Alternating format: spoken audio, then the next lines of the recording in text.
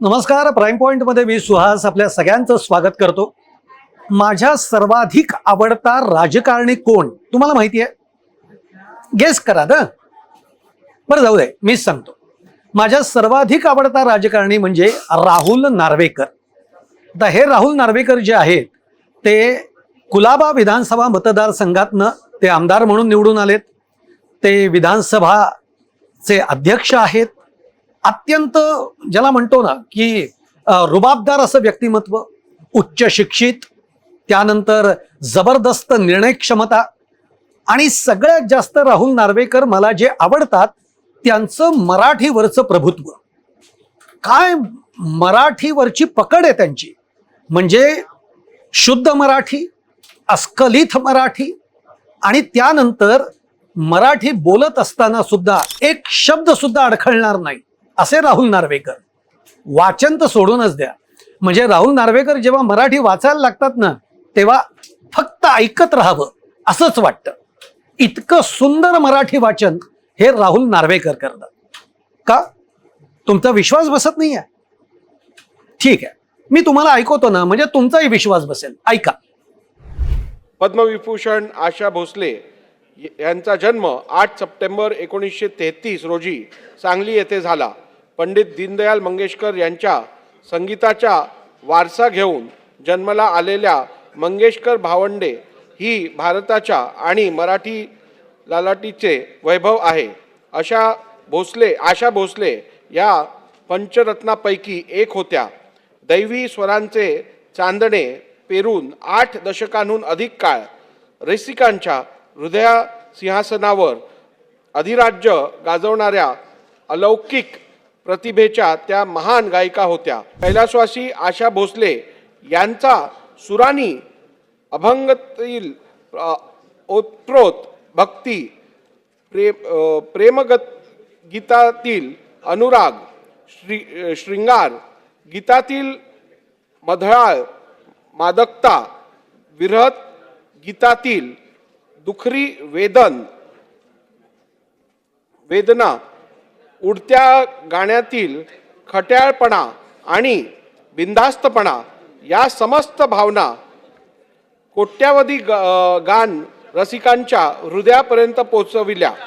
ऐकलं तर राहुल नार्वेकर काय बोलले? कळलं का तुम्हाला? कळलं नाही? अरे काय अस्खलित मराठीमध्ये त्यांनी वाचन केलेलं आहे. समजलं की नाही? म्हणून राहुल नार्वेकर मला प्रचंड आवडतात. आता हे सगळं घडलं कुठे हेही तुम्हाला सांगावं लागेल. हे सगळं घडलं ते सध्या पावसाळी अधिवेशन सुरू आहे. पावसाळी अधिवेशनामध्ये म्हणजे कुठलंही अधिवेशन असू देत, अधिवेशनाच्या पहिल्या दिवशी एक शोक प्रस्ताव असतो. त्या शोक प्रस्तावामध्ये अध्यक्ष जे असतात ते सगळ्याचं अभिवाचन करत असतात. त्याचप्रमाणे या पावसाळी अधिवेशनाच्या पहिल्याच दिवशी स्वर्गीय आशाताई भोसले यांच्याबाबतचा शोक प्रस्ताव हा समोर आला. आणि यंदा म्हणजे गेल्या काही वर्षांपासून एक प्रघात ठेवलाय बरं का या सरकारने, की हा शोक प्रस्ताव जो आहे तो अध्यक्षच वाचून दाखवणार. आणि त्यामुळे राहुल नार्वेकरांनी हा सगळा शोक प्रस्ताव वाचला. आता तो किती सुंदर शब्दांमध्ये, किती अस्खलित मराठीमध्ये वाचलेला आहे तुम्ही आता बघितलंय. म्हणजे हे सगळं बघितल्यानंतर हे सरकार मराठीचा डंका पिटवतं. मराठी फक्त आमचा श्वास, मराठी आमच्या रक्तामध्ये मराठी असं हे सरकार म्हणतं. हे सरकार महाराष्ट्राला सांगतं की आम्ही फक्त मराठीचा अभिमान बाळगतो. राहुल नार्वेकरांचं हे मराठी ऐकल्यानंतर प्रत्येक महाराष्ट्राच्या मराठी माणसाची ऊर छाती अभिमानाने भरून येईल असं हे मराठी वाचन राहुल नार्वेकरांनी आपल्या समोर केलेलं आहे. आता असं वाचन केल्यानंतर टीका तर होणारच, बरोबर आहे की नाही? तुम्ही करणार, आम्ही करणार, टीका तर होणारच. कोणी कोणी टीका केली आहे तुम्ही फक्त ऐका. त्यातली एक टीका मला सांगावी लागेल. ती का सांगावी लागेल तर राज ठाकरेंनी कुठं बाईट दिलेला नाहीये, पण राज ठाकरे फेसबुकवर व्यक्त झाले, ट्विटरवर व्यक्त झाले. खरं तर राज ठाकरेंचा म्हणजे मूळ स्वभाव जर बघितला तर राज ठाकरे बोलणार आहेत, बोलून ठाकरे शैलीमध्ये समोरच्याला गारद करणार आहेत. पण या वेळेला राज ठाकरेंनी फेसबुकवर, ट्विटरवर आपली प्रतिक्रिया दिली आहे. आणि राज ठाकरेंनी जी प्रतिक्रिया दिली आहे ती अत्यंत चपखल, अत्यंत बरोबर आणि नेटकी म्हणजे ज्याला शाल जोडीतले म्हणतात ना, अशा पद्धतीतले शाल जोडी हे राज ठाकरेंनी मारलेली आहे. राज ठाकरे असं म्हणतात की राहुल नार्वेकर जे अभिवाचन करत होते ज्या शोकप्रस्तावावरचं, तो जो कागद आहे तो कागद बघितल्यानंतर असं वाटत होतं की 10 मिनिटापूर्वी या कागदामध्ये कोणी भेळ खाल्ली आहे की काय, आणि त्यामुळे मग त्यातली अक्षरं दिसत नाहीयेत आणि राहुल नार्वेकरांनी असं वाचन केलेलं आहे. हे राज ठाकरेंची प्रतिक्रिया. आता त्याच्यामध्ये खूप मोठी प्रतिक्रिया आहे, सगळी वाचत बसलो तर वेळ जाईल. पण संजय राऊत कसे मागे राहतील? संजय राऊतांची प्रतिक्रिया आली नाही तर महाराष्ट्राला रुखरुख लागेल. तर त्यामुळे संजय राऊतांनी सुद्धा प्रतिक्रिया दिलेली आणि संजय राऊतांनी आपल्या राऊत स्टाईलनी ही प्रतिक्रिया दिली आहे. संजय राऊत असं म्हणाले, हा असा मराठीचा अध्यक्ष जर का या विधानसभेमध्ये बसला असेल तर काय आपण मराठी अभिजात दर्जा वगैरे मिळवतो किंवा या सरकारने मराठीला अभिजात दर्जा दिला आणि या सरकारचेच अध्यक्ष यांना मराठी धड 4 वाक्य सुद्धा बोलता येईना. या विधानसभेच्या अध्यक्षांची हकालपट्टी करा, त्यांचा राजीनामा घ्या, अशा तिखट शब्दामध्ये. मी पुढचं काही सांगत नाही, ते तुम्ही ऐका. ते ऐका. राऊत जे बोलतात ते सगळंच आपल्याला मांडता येत नाही किंवा ते बोलू नये किंवा ते मांडू नये, असा एक माध्यमातला प्रघात आहे. म्हणून तुम्ही ऐका. महाराष्ट्रात फक्त मराठीची सक्ती राज्याचे मुख्यमंत्री सांगतात, पण त्यांनी नेमलेला विधानसभा अध्यक्षाला मराठी येत नाही, मराठीचे धिंडवडे काढतात. पद्मविभूषण स्वरसम्राज्ञी अशा भोसले यांचा शोकप्रस्ताव त्यांना मांडता येत नाही, मराठीत वाचता येत नाही. सन्माननीय राज ठाकरे यांनी जे म्हटलं की ते भेळचा कागद वाचत होते का, ते बरोबर आहे. ज्या विधानसभा अध्यक्षाला मराठी लिहिता वाचता येत नाही, मराठीत विचार करता येत नाही, ज्याच्या हृदयाची धडकनं मराठी नाही आहे, ठोके मराठी नाही आहे, असा माणूस तिथे बसवला गेला. ताबडतोब त्यांना त्यांच्या पदावरून दूर केलं पाहिजे, मराठीचा अपमान केला पाहिजे ताबडतोब. मला असं वाटतंय की कदाचित त्यांना मराठी वाचता येत नसेल म्हणून तो शोक प्रस्ताव आहे ती लिपी त्यांनी इंग्रजीमध्ये लिहून आणली होती. लिपी त्यांनी इंग्रजीमध्ये लिहून आणली होती.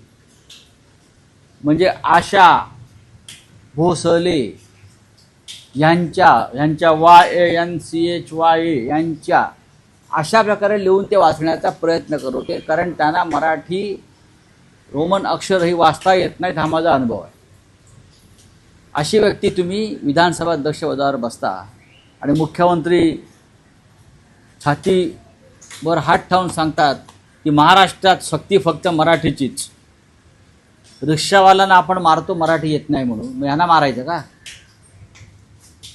रिक्षावाल्यांना मारतो, दुकानाच्या पाट्या मराठी पाहिजेत असे कायदे करतो, मराठी तरुणांना नोकऱ्या द्या सांगतो, मग यांना मराठीशिवाय विधानसभा अध्यक्षपदाची नोकरी कोणी दिली?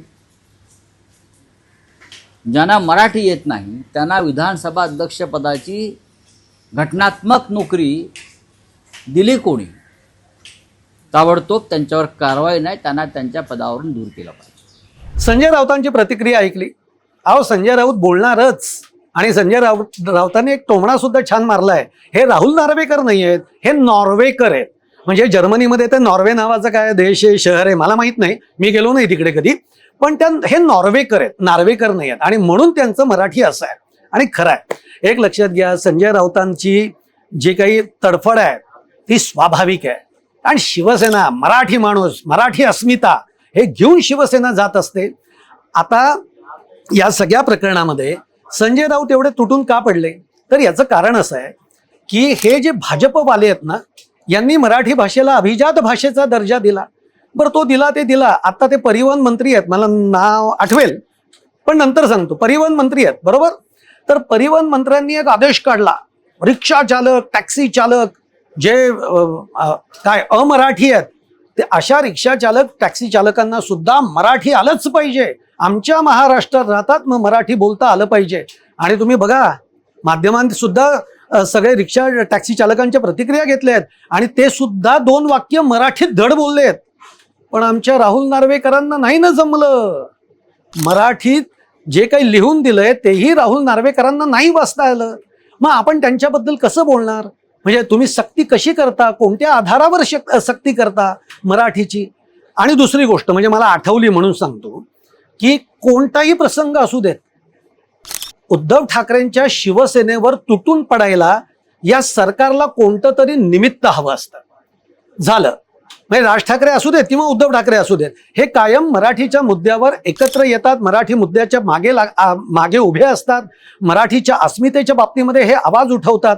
म्हणून मग भाजपवाले असू देत, तिकडे एकनाथ शिंदेच्या शिवसेनेवाले असू देत, राष्ट्रवादी याच्यामध्ये फारशी भानगडत पडत नाही, पण हे भाजपवाले काय करतात, भाजपवाले लगेच अमित ठाकरे आणि आदित्य ठाकरे हे स्कॉटिश मध्ये शिकलेले आहेत, यांनी काय आम्हाला मराठी सांगावं, यांनी काय मराठीच्या मुद्द्यावर बोलावं, अशी लगेच भाषा सुरू करतात.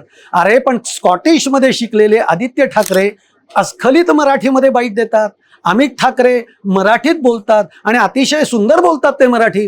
पण राहुल नार्वेकरांचं काय अडलं, कुठे अडलं कुठे ना ते सांगतो. राहुल नार्वेकरांचा आता तुम्ही हा बाईट ऐका.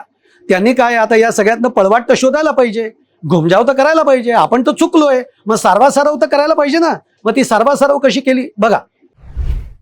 परवाच्या दिवशी आपल्या अधिवेशनाच्या पहिल्या दिवशी प्रथेप्रमाणे आपण शोक प्रस्ताव घेत असतो आणि आपल्याकडे जी प्रथा आहे आणि जे आपण यापूर्वी BSc मध्ये ठरवलेलं त्याच्या अनुषंगाने शोक प्रस्ताव हे केवळ अध्यक्ष वाचून दाखवणार असा आपण निर्णय घेतलेला.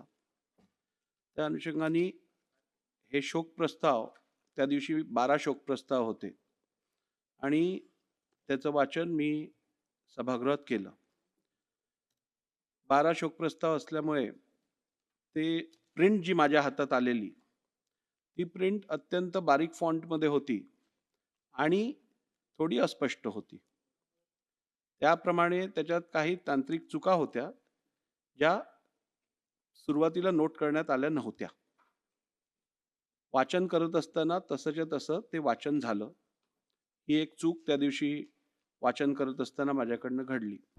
त्या भाषणाच्या वाचनाच्या वेळेला जर का राज्यातील किंवा सभागृहातील कुठच्याही व्यक्तीचे सदस्याचे इकडे मन दुखलं असेल तर मी मनापासून दिलगिरी व्यक्त करतो. बघितलं राहुल नार्वेकरांनी कशी पळवापळवी केलेली आहे. पळवापळवी म्हणजे कसं घुमजाव केलेला आहे, आपण चुकलोय.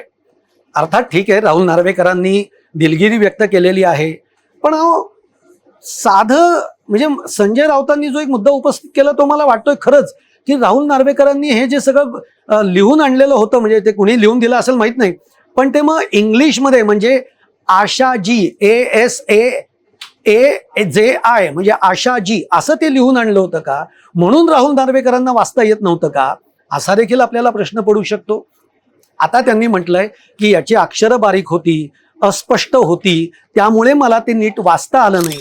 राहुल नार्वेकरजी अगदी समजू शकतो, या गोष्टी घडू शकतात. पण एक लक्षात घ्या, दीनानाथ मंगेशकर, आशाजी भोसले यांचे वडील कोण, दीनानाथ मंगेशकर.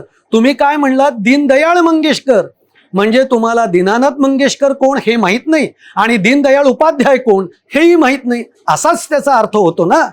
अहो किमान आपल्याला, आपण मराठी आहोत, आज आशा भोसले यांचा आपण म्हणतो ना की आमच्या अणुरेणूमध्ये आशा भोसलेंचा संगीत वसलेलं आहे.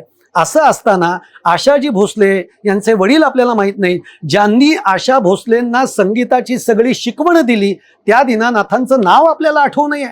मी म्हणतो प्रिंटिंग मिस्टेक असू देत, पण दीनानाथ मंगेशकर हे नाव तर आठवायला पाहिजे. अहो आम्ही सुद्धा पत्रकार आहोत, जेव्हा कॅमेराच्या समोर असतो तेव्हा आम्ही चुकून म्हणू शकतो मुख्यमंत्री एकनाथ शिंदे, चुकून होतं, पण ते झाल्या आम्ही लगेच स्वतःला सावरतो आणि म्हणतो माफ करा मुख्यमंत्री देवेंद्र फडणवीस, असं आम्ही करतोच ना. चूक होऊ शकते, चूक माणसाकडनंच होणार आहे आणि ती व्हायलाही पाहिजे, पण आपण काय बोलतोय याचं भान पण राहायला पाहिजे. राहुल नार्वेकर, खरं सांगू का, तुम्ही कितीही जरी घुमजाव केलं तरीही तुम्ही चुकलातच. आणि तुमचं मराठी सुद्धा इतकं काही चांगलं नाही, कारण तुम्ही सुद्धा बहुतेक स्कॉटिश मधनं शिकून आलेले असाल. पण जेव्हा आपण दुसऱ्याकडे बोट करतो ना की कुणी मराठी सक्ती झालीच पाहिजे, मराठी बोलता आलंच पाहिजे, तेव्हा 3 बोटं आपल्याकडे वळालेली आहेत. काय आपण म्हणतो ना, जगाला सांगे तत्वज्ञान, स्वतः मात्र कोरडे पाषाण. तशी अवस्था राहुल नार्वेकरजी तुमची झालेली आहे. मला वाटतं पुढच्या वेळेला जेव्हा तुम्ही कोणतंही वाचन कराल तेव्हा आधी ते किमान 10 वेळा वाचून या, म्हणजे अशा पद्धतीचा फज्जा उडणार नाही. आणि दुसरी गोष्ट, ज्यांनी कोणी हे लिहून दिलंय त्याच्याकडनं जर चुका झाल्या असतील तर त्याची सुद्धा कायदेशीर चौकशी नक्की करा. तुम्हाला व्हिडिओ आवडला असेल तर नक्की लाईक करा, शेअर करा, चॅनल सबस्क्राईब करायला विसरू नका. आणि हो, तुमच्या देखील कमेंट शुद्ध मराठीमध्ये नक्की टाका. धन्यवाद.